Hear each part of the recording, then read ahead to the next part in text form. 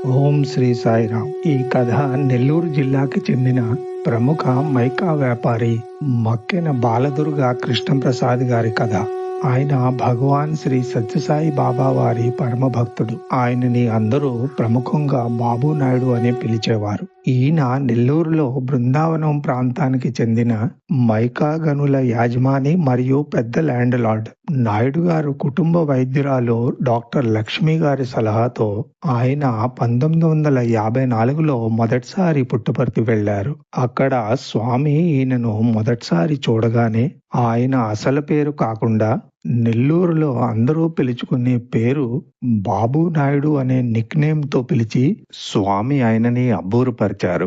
ఆ రోజు నుంచే భూమిపై మానవ రూపంలో సంచరిస్తున్న దైవం భగవాన్ శ్రీ సత్యసాయి బాబా వారు అని గుర్తించి ఆయన పరమ భక్తుడయ్యారు. ఆయనకు విస్తారమైన మైకా గనులు ఉండేవి. వాటిలో 3500 మందికి పైగా కార్మికులు పనిచేసేవారు. వేలాది కుటుంబాలు ఆ గనులపై ఆధారపడి జీవించేవి. ఆ రోజుల్లో పుట్టపర్తి వెళ్ళడానికి సరి అయిన సౌకర్యాలు లేకపోయినా స్వామివారి దివ్య దర్శనం కోసం ఆయన తరచూ పుట్టపర్తికి ప్రయాణం చేసేవారు. ఒకరోజు విపత్తు సంభవించింది. జిల్లా కలెక్టర్ నుండి ఒక ప్రభుత్వ ఉత్తర్వు వచ్చింది. ఆ ఉత్తర్వు ప్రకారం గనులను మూసివేయాలని ఆదేశించారు. ఆ వార్త విని నాయుడు గారు దిగ్భ్రాంతికి గురయ్యారు. ఆ ఉత్తర్వు అమలైతే వేలాది మంది కార్మికులు ఉద్యోగాలు కోల్పోతారు. వారి కుటుంబాలు కష్టాల్లో పడతాయి. పిల్లలు ఆకలితో అలమటిస్తారు. ఎన్నో కుటుంబాల భవిష్యత్తు చీకటిలో మునిగిపోతుంది. ఎవరిని ఆశ్రయించాలో తెలియక వెంటనే పుట్టపర్తికి వెళ్లి స్వామి పాదాలపై పడి వేడుకున్నారు. ఆయన స్వామికి ఇలా చెప్పుకున్నారు: స్వామి, నాకు నా గురించి చింత లేదు, కానీ నా కార్మికుల పరిస్థితి ఏమవుతుంది? 3500 మందికి పైగా కార్మికులు వాళ్ళ కుటుంబాలతో సహా ఈ గనులపై ఆధారపడి జీవిస్తున్నారు. గనులు మూసివేస్తే వాళ్ళు ఎలా జీవిస్తారు? స్వామి ఆయన చెప్పుతున్న మాటలు నిశ్శబ్దంగా విన్నారు. తన భక్తుని హృదయ వేదనను కరుణామయ నేత్రాలతో అతని వైపు చూస్తూ ప్రశాంతంగా విన్నారు. ఆయన చెప్పిందంతా విన్నాక స్వామి ఒక ఆశ్చర్యకరమైన ఆదేశం ఇచ్చారు. ప్రభుత్వంపై కేసు వేయు అన్నారు. అది విని నాయుడు గారు ఎంతో ఆశ్చర్యంతో స్వామి వైపు చూశారు. ఆ రోజుల్లో ఒక సాధారణ వ్యక్తి జిల్లా కలెక్టర్ పై కేసు వేయడం అనేది ఊహించలేని విషయం.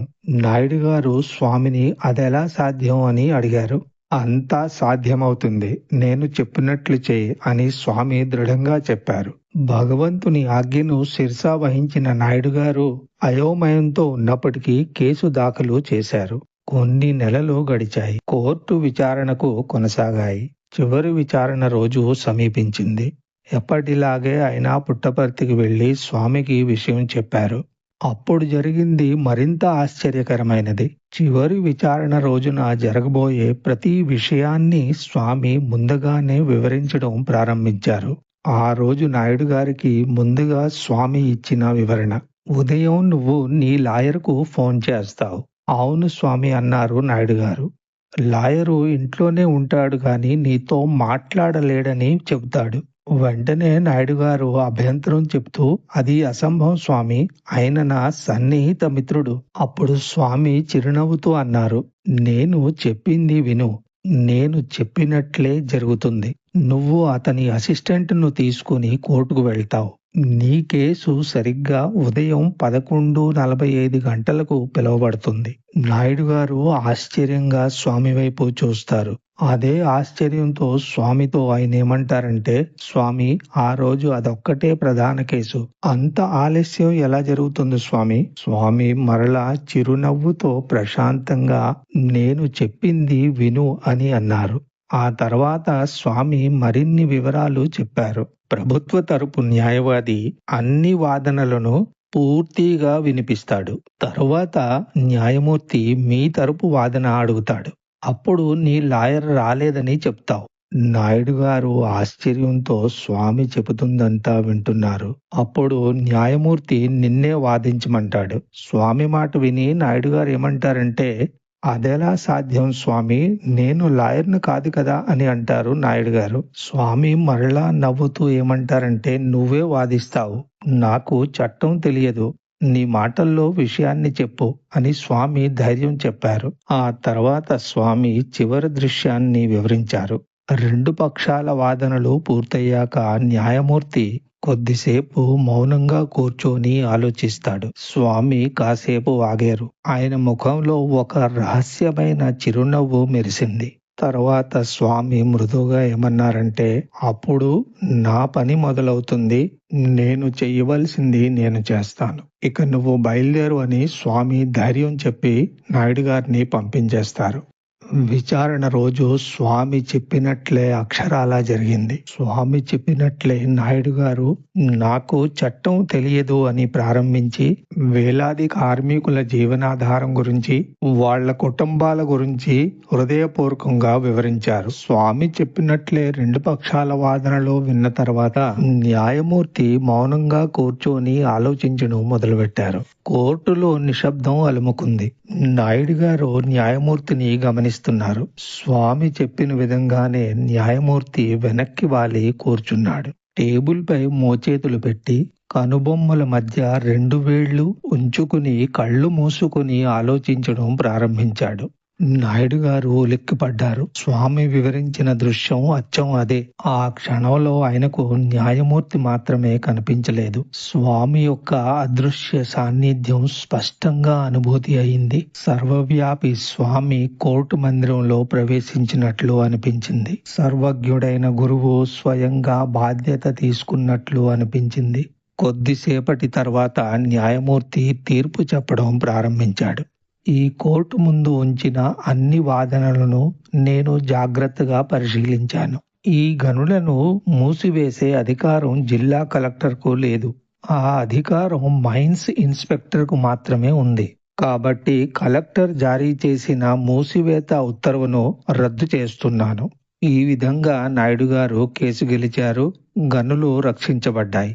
వాటితో పాటు 3500 మందికి పైగా కార్మికులు మరియు వారి కుటుంబాల జీవనాధారాలు కూడా రక్షించబడ్డాయి. నాయుడు గారు ఆనందంతో ఉప్పొంగిపోయారు. ఇంటికి వెళ్ళలేదు, విజయోత్సవం జరుపుకోలేదు. నేరుగా పుట్టపర్తికి బయలుదేరారు. సాయంత్రం స్వామి సన్నిధికి చేరుకున్నారు. స్వామిని చూసిన వెంటనే ఆయన పాదాలపై పడి కన్నీళ్లు పెట్టుకున్నారు. మాటలు రావడం లేదు. స్వామి ఆయన వైపు ప్రేమగా చూసి ఏమన్నారంటే, నువ్వు నీ కోసం ప్రార్థించలేదు, నీ కార్మికుల భవిష్యత్తు కోసం ప్రార్థించావు.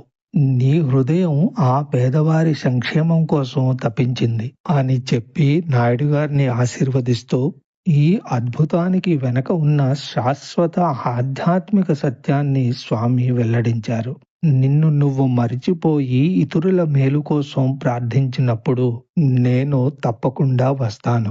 నిస్వార్థ ప్రార్థన ఎప్పుడూ ఫలించకుండా ఉండదు. ఈ విధంగా నాయుడు గారు ప్రతి భక్తుడు గుర్తుంచుకోవలసిన ఒక మహాసత్యాన్ని తెలుసుకున్నారు. స్వార్థ కోరికతో చేసే ప్రార్థనను భగవంతుడు వింటాడు, కానీ ఇతరుల శ్రేయస్సు కోసం హృదయపూర్వకంగా చేసే నిస్వార్థ ప్రార్థనకు భగవంతుడు స్వయంగా జీవితమనే న్యాయస్థానంలో ప్రవేశించి ఆ కేసును తన చేతుల్లోకి తీసుకుంటాడు.